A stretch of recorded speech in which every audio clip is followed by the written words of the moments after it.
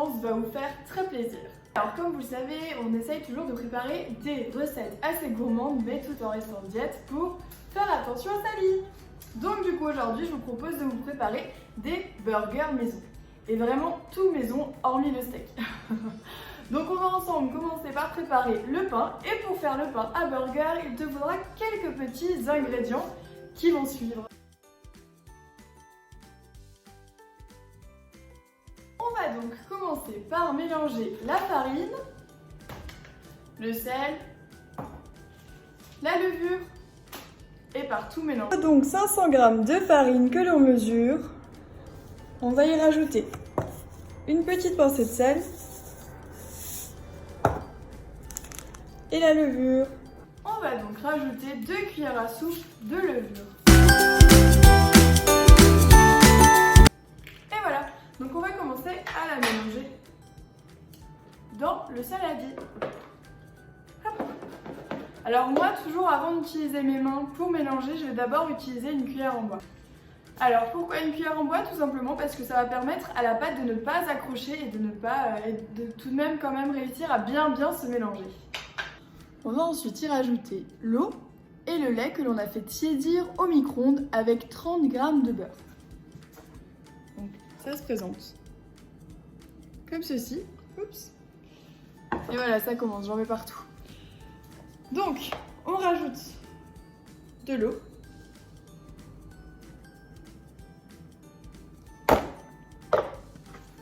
Que l'on mélange. Et le lait avec le beurre. On va donc ensuite bien mélanger et après en dernier on rajoutera l'œuf. On a donc rajouté l'œuf, on va commencer à pétrir à la main.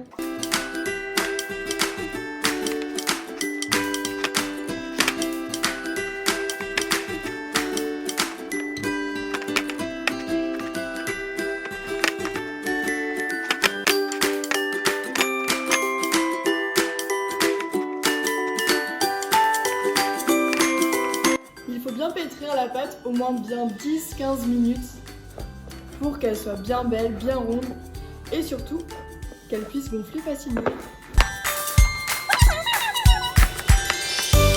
On la retourne bien dans tous les sens.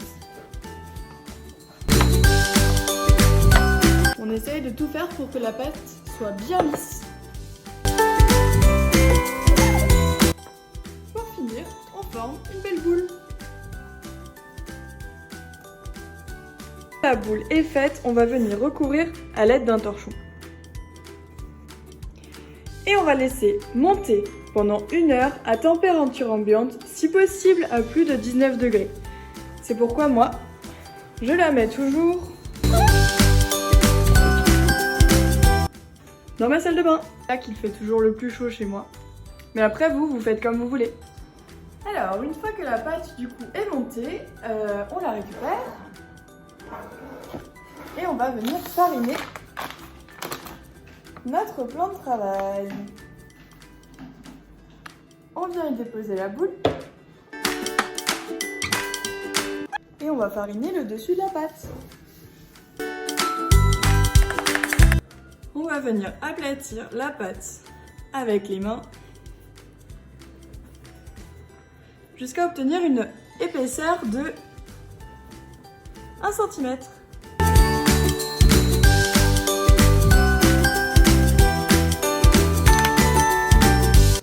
Un emporte-pièce ou comme chez moi un bol et l'on vient découper des petits cercles avec la pâte. Ensuite on prend un couteau pour pouvoir découper les petits ronds.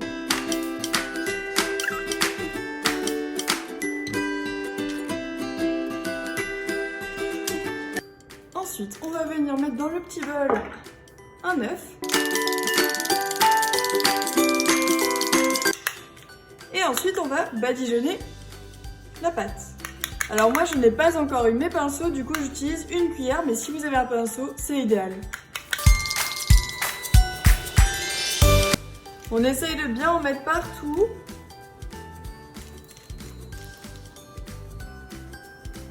De façon équitable.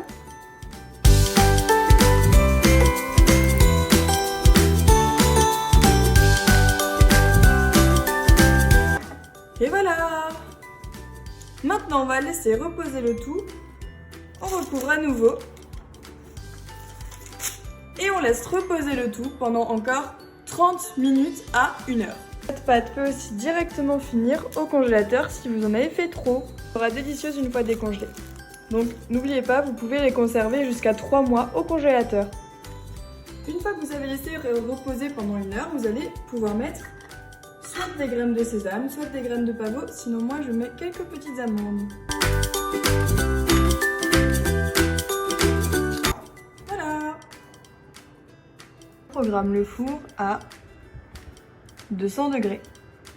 Mes futurs pains sont prêts, ils vont donc pouvoir passer à la cuisson. On va les faire cuire 20 minutes à 200 degrés. On va donc venir les enfourner. Comme vous avez pu voir avec le reste de la pâte qui ne pouvait pas me faire des cercles, j'ai fait une petite baguette, alors on verra bien ce que ça va donner.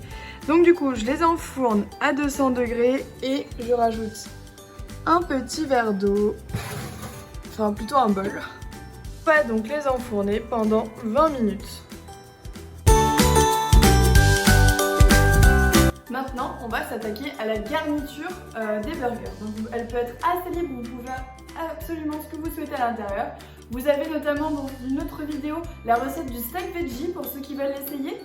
Alors moi, pour ce coup-là, je vais faire au plus simple, dans ce que j'ai trouvé dans mes placards et dans mon frigo. Ça va être un steak, des cornichons, du cheddar, on ne l'oublie pas, quelques petites tomates. Et puis pour clôturer le tout, on peut faire une sauce maison que vous pouvez retrouver dans une autre de mes vidéos. Mais ce soir, j'ai envie de quelque chose un petit peu plus épicé avec ce que j'ai dans mon frigo. Donc ce sera de la sauce algérienne. C'est aux potatoes maison. Donc soit vous pouvez faire des frites maison tout simplement avec des pommes de terre, soit des frites de patates douces, ou alors encore des potatoes comme je vais pouvoir vous montrer juste après. Alors pour les potatoes, rien de plus simple, il vous suffit de prendre des pommes de terre du jardin, de chez vous, de chez le primeur. On va du coup venir les tailler en cubes en gardant la peau. C'est pourquoi il va falloir que tu laves à fond tes patates. Donc il va vraiment falloir en enlever un maximum la terre, puisque chez moi elles viennent directement de la ferme. Donc du coup elles sont un petit peu terreuses. Donc là je vais essayer de passer la brosse pour vraiment enlever un maximum. Et vraiment bien les laver 2-3 fois dans de l'eau. Puisque justement on va garder cette peau. Et pour enlever un maximum de tout ce qui est pesticides. Alors du coup une fois que tu auras bien coupé tes pommes de terre, il suffira de les mettre sur une plaque, une grille qui va au four avec du papier sulfu. Tu peux les faire mariner un petit peu, c'est-à-dire que moi je mets une petite cuillère d'huile d'olive avec du paprika, du sel, du poivre et un tout petit peu de piment doux. Je fais mariner tout ça pendant une demi-heure au frigo et du coup ça me donne des bonnes potatoes.